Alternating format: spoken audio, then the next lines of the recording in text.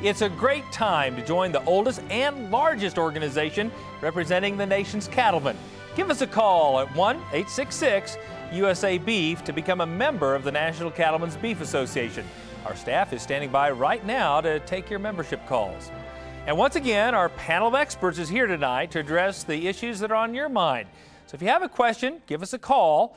Call to ask the experts, and the number you want to dial is 1-888-824-6688. Or again, you can email us your question at c2c@beef.org. And we already have another caller on the line. Linda's calling from North Dakota. Linda, thanks so much for calling in tonight. What can we help you with? Hello? Yes, Linda, we can hear you. Go ahead. Hi, I'm from actually Fountain Hills, Arizona, and my question is, with the freeze in South Dakota at the beginning of October, I was wondering if that is going to affect the supply of beef and or the price of beef in the future. Christina, have you heard the final count numbers? I've heard everything from 15,000 to 30,000, and there were earlier numbers that were higher than that. JD? I think the latest numbers, they did start much higher. They estimated to begin with they could have been up towards 100,000. As ranchers finally found some of their stock and got it recovered, the number we're hearing now is closer to 25,000. Yeah. That's in just South Dakota alone. Of course, western Nebraska lost some, as well as Wyoming. But I think the question was, is that going to affect the market? First off, you hate when everything like that's happened. And will it affect the market? I would say maybe locally it sure might, because those cattle would be going to market up in the South Dakota or western Nebraska area. But I think in the big scheme of things, while we don't like to see that, the market's it is what it is, and I don't think you're going to see a big repercussion from that. Yeah, unfortunately, it was not an equal opportunity employer. It certainly affects the people that own those cattle. I believe we have Colin. Is that correct, from Louisiana? Go ahead, Colin. Yes, with the recent reform of EPA's spill containment program, what other things would the association like to have taken a look at as far as being reformed for possible regulatory overreach and whatnot? EPA's kind of giving you almost a full-time job, haven't they? They are. Christina? We actually have one staffer dedicated just to EPA issues in D.C. Yep. But Colin, that's a great question. On the EPA's rule on spill prevention, containment, and countermeasure, we've actually been pushing for an exemption. We've actually have 3 tracks right now that we're working with in Congress. One is in the Senate on the WRDA, which is a water reauthorization bill focusing on bridges and infrastructure. But we do have language that would exempt containers on farms up to 6,000 gallons. However, in the House Farm Bill, we have language that we worked with Congressman Crawford from Arkansas that would actually exempt facilities up to 10,000 gallons. And then the legislation by itself was actually marked up favorably out of the Transportation and Infrastructure Committee in the House. So hopefully, with one of these 3 vehicles moving forward, we'll be able to get that exemption on the EPA front this year.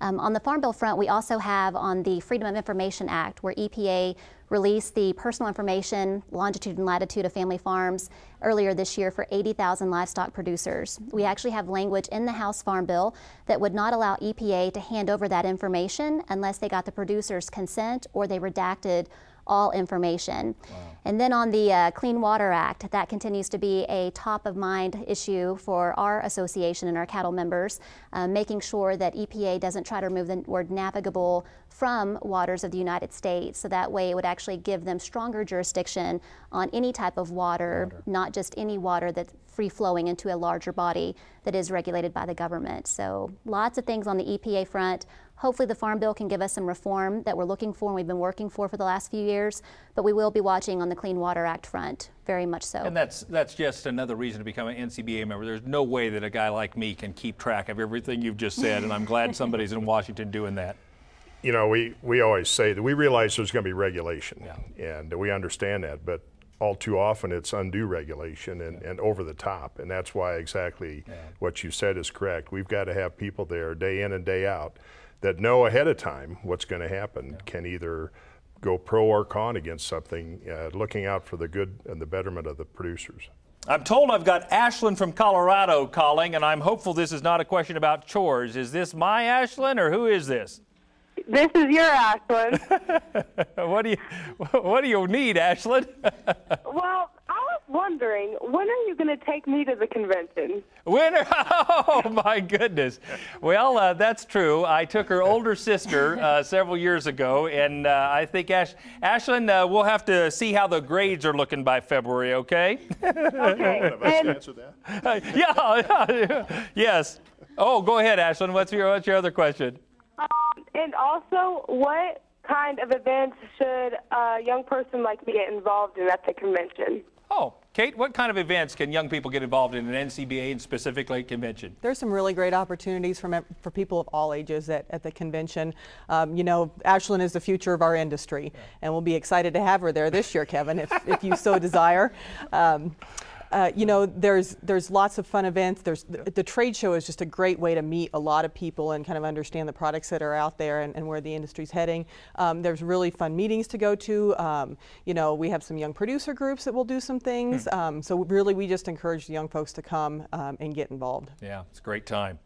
We'll talk about that later, Ashlyn, okay? Make sure chores are done. All right, I had an email question, Ryan, for you again, and this speaks to convention. What opportunities are there at convention to get BQA trained or recertified? Are there opportunities actually at convention, Ryan? Yes, there is. This year, the Tennessee Cattlemen are working with NCBA to put together a beef quality assurance program on February 4th at 1 o'clock in the afternoon.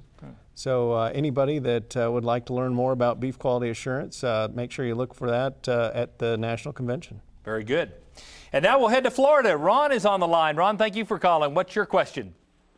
Well, I just, you know, we love cattle, and we raise a lot of them down here. Yes, sir. And we like to feed them corn once in a while. We like to eat corn. And I'm perplexed as to how we can stimulate the government to go to alternative sources for ethanol, like silage and other forms of vegetation, instead of burning good feed. So it's an interesting question, and again, you mentioned it before, but JD, you're a cattle feeder, and you are kind of in the heart of this debate around at one level, again, you feed ethanol byproducts, another level, clearly corn has been high priced the last couple of years, and there have been some subsidies that you as a cattle feeder don't get while your ethanol brethren do get it when they purchase corn and compete against you. What would your response to Ron be? Yeah, that's exactly right. Unfortunately, it's what has happened, and I guess a political process that started. The RFS got involved, and there was quite a bit of subsidy with it. We've been very fortunate that we've been able to drop some of that. One of the last things now is the RFS, which appears to be maybe becoming negotiable. You know, the challenge is agriculture. You never want to be derogatory to any part of agriculture, and that's really a challenge. And that's what we always say is that we've never been against ethanol. We utilize it, we put it in our pickups, we feed it, et cetera, all the byproducts. But you know, the thing that we've always said is we've got to be on a competitive, comparable market. I would love to have a mandate say that everybody has to buy 30% of their protein has to be beef. Yeah. But that's not our luck, and it'll never happen. But you know, all we're asking for is a level playing field to buy the product corn. And I think the only thing I would say is clearly the cure for high prices is high prices. We're seeing, what, a 14 billion bushel corn crop this year. Farmers have demonstrated that when given the incentive to raise corn, they can raise a lot of it, and the prices have responded a bit. So our staff is standing by right now to take your membership calls, to cowboy up with your fellow cattlemen and women as members of the National Cattlemen's Beef Association. Please give us a call. The number is 1-866-USA-BEEF to join now. We'll be back with more Cattleman to Cattleman live right after this.